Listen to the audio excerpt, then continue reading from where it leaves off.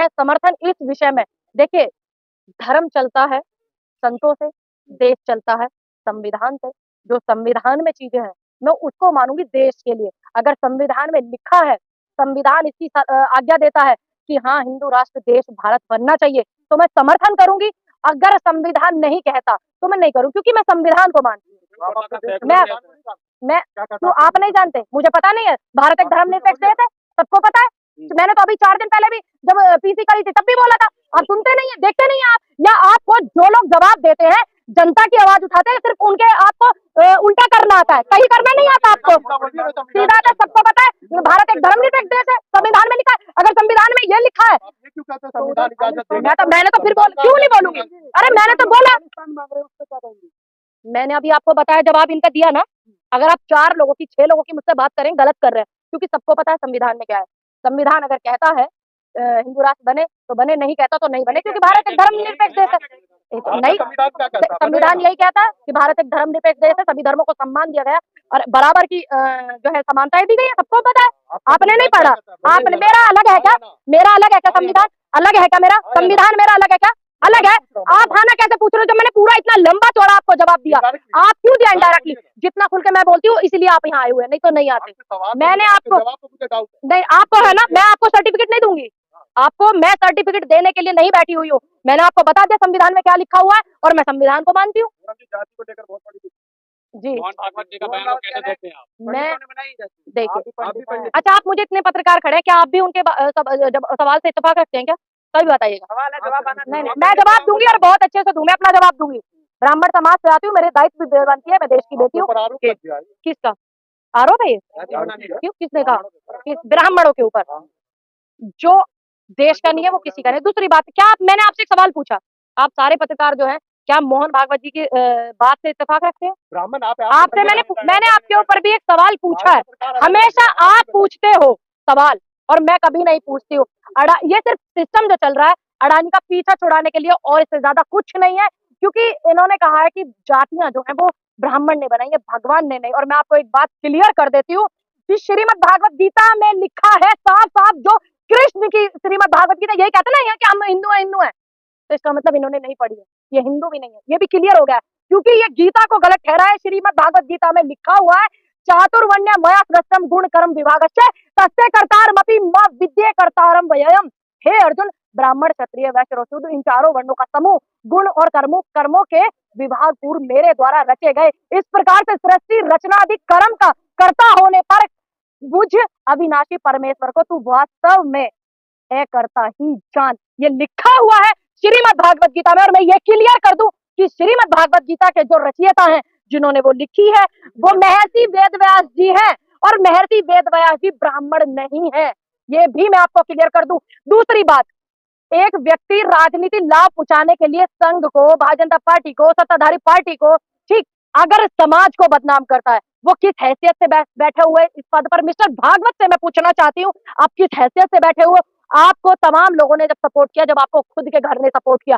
दूसरी बात, क्या नहीं किया ब्राह्मणों ने भाई देश के लिए? एक व्यक्ति गलत हो सकता है, अगर कोई व्यक्ति ये कहता है कि उस मुस्लिम लोगों ने ये कर दिया, तो हमेशा मैं कहती हूँ कि एक व्यक्ति ने गलत किया। शांति से सुनिए मेरी बात, पहले जवाब मेरा पूरा नहीं हुआ, और यहाँ हूँ तो आपको पूरा अच्छे से जवाब देकर जाऊंगी। तो उसमें उसका पूरा धर्म गलत नहीं हो सकता। अगर एक व्यक्ति कहता कि दलित ने ये कर दिया, नहीं, एक व्यक्ति ने किया है, पूरा दलित समाज गलत नहीं हो सकता। एक व्यक्ति के कहने से आप किसी के समाज को कैसे गलत कह सकते हो? कैसे आप हिंदू को गलत कह सकते हो, मुस्लिम को, सिख को, ईसाई को, कैसे बौद्ध पारसी को कैसे कर सकते हो? एक व्यक्ति गलत हो सकते हो। दूसरी बात, ब्राह्मणों ने क्या नहीं किया? जो आज की ये राजनीति चल रही है, जिसको ये चाणक्य नीति कहते हैं, चाणक्य कौन थे? ब्राह्मण थे ना? कौन थे? संगीत के इतने बड़े बड़े विद्वान, तानसेन जैसे लोग, लता मंगेशकर जैसी हमारी देश की, ये क्या है? मैं सिर्फ अभी जवाब दे रही हूँ, मैं आपके सवाल का भी जवाब दूंगी, पहले मुझे सुन लीजिए। दूसरी बात, सबसे पहले क्रांतिकारी आप बताइए मुझे, आपके परिवार में से कौन थे देश के? बताइए कौन थे आपके परिवार में सबसे पहले क्रांतिकारी? अब मुंह में दही जम गया क्या? सुन जाइए, सुनिए, हाँ जवाब दीजिए। हर एक भारतीय, बहुत सुंदर जवाब। लेकिन जब बात आप मुझसे बिरादरी की, समाज की करते हैं, तो ईमानदारी से जवाब दीजिए। सबसे पहले आप ही कर रहे हैं मुझसे यहाँ पे सवाल, आप देश के सिस्टम पे नहीं कर रहे। सुनिए, ब्राह्मण है, बिल्कुल विरोध करती हूँ उनका, ठीक, उन्होंने जो जवाब दिया या गलत दिया, और आपने बात को घुमा दिया कि हर एक भारतीय है। मुझे जवाब पसंद आया, लेकिन मुझे और भी पसंद जब आता कि जब आप सवाल मेरे से जातिवाद पे कर रहे हो और आप ये बोलते कि सबसे पहले क्रांतिकारी 1 मिनट मंगल पांडे जी थे, आप ये कहते वो भी एक ब्राह्मण थे। ठीक, सुनिए मंगल पांडे जी से पहले कोई किसी ने शहादत नहीं दिया। सुनिए, शहादत दिया क्रांतिकारियों में, उनका नाम आज भी आता है। सबसे पहले आप पढ़ लेना, आप पढ़ना पहले, तब मुझे बताना। आप पढ़िए, आप पढ़िए, ठीक है, कर लेना। दूसरी बात मैं ये कहूंगी, चंद्रशेखर आजाद कौन थे? जब आप मुझसे जातवाद पर सवाल कर रहे हैं, मैं इसलिए जवाब दे रही हूँ, हालांकि मैं नहीं देती हूँ जातवाद पर सवाल। चंद्रशेखर आजाद, झांसी की रानी कौन थे? इतने इतने संस्कृति को बचाने वाले, लिखने वाले, जितने भी हमारे लिखे गए हैं संस्कृत में, ये किसने? दूसरी बात, आप जब भी मुझसे मुद्दों की बात करते हो, मैं हमेशा यही बोलती हूँ कि आप मुद्दों की बात कीजिए, जात बरादरी की मत कीजिए। मेरा एक भी वीडियो, और दूसरी बात, जो आज मौजूदा दौर चल रहा है पत्रकारिता पे, आप आ जाइए। प्रज्ञा मिश्रा, अभिसार शर्मा, दामिनी शर्मा और आपका वाजपेयी जी जो है, ये तमाम वो पत्रकार हैं। मैं आपकी भी तारीफ करती हूँ, मुझे घूर कर ऐसे मत देखिए कि मुझे खत्म ही कर दोगे, मैं नहीं डरने वाली। ये जो पत्रकार है साक्षी जोशी, मैं नहीं डरने वाली, आप मुझे खत्म नहीं कर दोगे। दूसरी बात सुनिए, आपको जो बोलना है बोलिए। तीसरी बात मैं आपको ये बोलूंगी, क्या इन्होंने जब भी पत्रकारिता का धर्म निभाया है, ये देख करके निभाया कि वो देश की बेटी का बलात्कार हुआ तो वो ब्राह्मण है कि नहीं? नहीं, उसने देश की बेटी देखकर इन सभी पत्रकारों ने आवाज उठाई।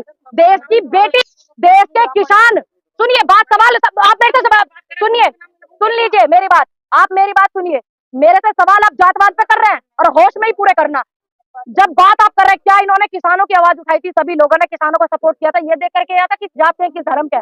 नहीं, ये देखा था कि देश के किसान है, युवा बेरोजगार था, जब ये बेरोजगारी की आवाज उठाते हैं, ये जात देकर उठाते नहीं, ये देखते हैं कि देश का बेरोजगार है, बेटी का बलात्कार हो जाता है, ये नहीं देखते कि कौन मनीषा वाल्मीकि है, कौन कौन सी है, ये पता है कि देश की बेटी है, कौन हाथरस खान। तीसरी बात, सिर्फ ये जो पूरा प्रकरण हुआ है, अब मैं आपको इसका निष्कर्ष निकाल के बता देती हूँ, जिससे कि आप जातवाद पे सवाल न करें, देश के सिस्टम पे करें। दूसरी बात, मैं बस ये बोलूं, अगर यही बयान किसी और जाति या किसी और धर्म पे आता, 1 मिनट पूछने दीजिए सवाल, किसी और धर्म या किसी और जाति पर अगर ये बयान आता तो अब तक क्या होता?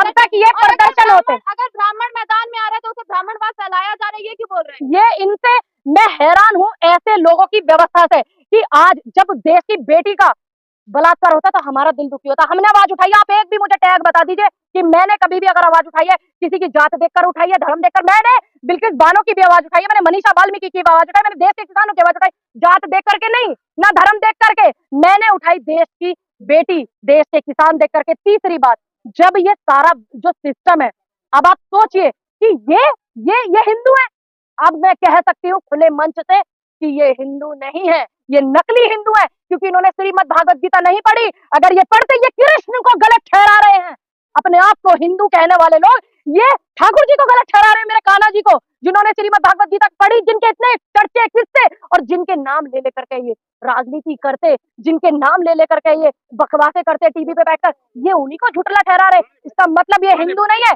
तीसरी बात, 2024 का चुनाव है, 2024 के, अब मैं इसी प्रकरण पे आ रही हूँ जुनेद भाई, हाँ मैं वही प्रकरण पे आ रही हूँ। अच्छे से पता है कि भारतीय जनता पार्टी से ब्राह्मण दूर हो रहा है 24 के चुनाव में, ये सबको पता है। इसी को एक ब्राह्मण जब बयान देता है, ये देखिए कि एक ब्राह्मण अपने समाज के खिलाफ उल्टा सीधा बयान बोलता है, जिसको तहजीब नहीं, जिसने श्रीमद् भागवत गीता नहीं पढ़े, जिसने अपना ग्रंथ नहीं पढ़ा, मिस्टर भागवत को मैं हैरान हूं। मैं उनकी उम्र पे दुर्लालत भेजती हूँ, उनके ज्ञान पे मैं दुर्लालत भेजती हूँ, ठीक, कि उनको अपने समाज का, अपने धर्म का ज्ञान नहीं है, तो वो कैसे कहते हैं कि हम हिंदू वाले संगठन वाले हैं? कैसे कहते हैं? हाँ, हिंदू राष्ट्र की, किस हैसियत से, किस हैसियत से? अगर वो किसी हैसियत से करते तो उनको पहले पूर्ण रूप से हिंदू सनातनी ग्रंथ पढ़ने होने चाहिए, उनको पता होना चाहिए, उनके ज्ञान जो है वो अधूरा है। तीसरी बात, इसका पूरा जो निष्कर्ष है, इसका जो फायदा और नुकसान आपने मुझसे अभी किया सवाल, ठीक, ये सबको पता है कि सत्ता 24 में जो है परिवर्तन होने वाला है, चुनाव आने वाला है, ऊंट किस करवट पे बैठे अभी कुछ नहीं पता, लेकिन हम आंकड़े लगा सकते हैं। आप पत्रकार हैं, आप भी आंकड़े लगा सकते हैं। अब 24 में चुनाव है, एक ब्राह्मण से, क्योंकि उसको कोई लेना देना नहीं, ना समाज से, ना देश से, ना हिंदू से, ना किसी चीज से, सिर्फ उसको अपना सत्ता का सुख भोगना और सिर्फ उसको राजनीति करनी। एक चिंगारी डाल दी। अभी तक क्या होता था भाई? जुनेद भाई आप बताइए, आप इतने सारे इंटरव्यू लेके आते, हिंदू मुस्लिम होता था कि नहीं होता था? और आज भी होता है ना। जब इनका वो सिस्टम नहीं चला तो ये दलित ब्राह्मण इस ओछी राजनीति पर आ गए हैं। इनको कोई लेना देना नहीं, ना बरादरी से, ना समाज से, ना धर्म से, ना देश से, और 24 में चुनाव है, ब्राह्मण जा रहा है बीजेपी से दूर, और ये लुभाने का काम कर रहे हैं दलित को, ये लुभाने का काम कर रहे हैं ओबीसी को, ये लुभाने का काम कर रहे हैं और वर्गों को लुभाने का ये काम कर रहे हैं। लेकिन मैं और वर्गों से यही कहूंगी कि आप ये भी आलम मत भूलना कि जब संविधान जलाया गया था तो इनके इर्द गिर्द वाले लोग और ये लोग शामिल थे। जब बेटियों के बलात्कार हुए, हॉस्पिटल में जगह नहीं दी गई मनीषा वाल्मीकि जैसी बेटी को, हाथरस जैसा कांड हुआ, तमाम ऐसे कितने, औरैया, मुरादाबाद, कितने बिहार के कितने कांड है, सब तमाम, चाहे वो कोई भी लगा लीजिए, सब कितनी तो इनकी मंत्रिमंडल में महिला बैठी हुई बोल रही थी, सबके मुंह में दही जमा हुआ था। जब अपनी बेटी की बात आई ना, वो जो ताई है कि संसद में बोला बिल आ रही, और जबकि उनकी बेटी का रेस्टोरेंट क्या था, क्या सब कुछ सामने आ गया था, ठीक। लेकिन मैं ये कहूंगी कि ना तो उनकी ममता एक बेटी के बलात्कार पर जागी, ना उनकी ममता बेटी रो रही आंसुओं से चीख चिल्ला रही उस पर जागी, ना देश की व्यवस्था पे। और मैं आप लोगों पत्रकारों से मैं बस इतना ही कहूंगी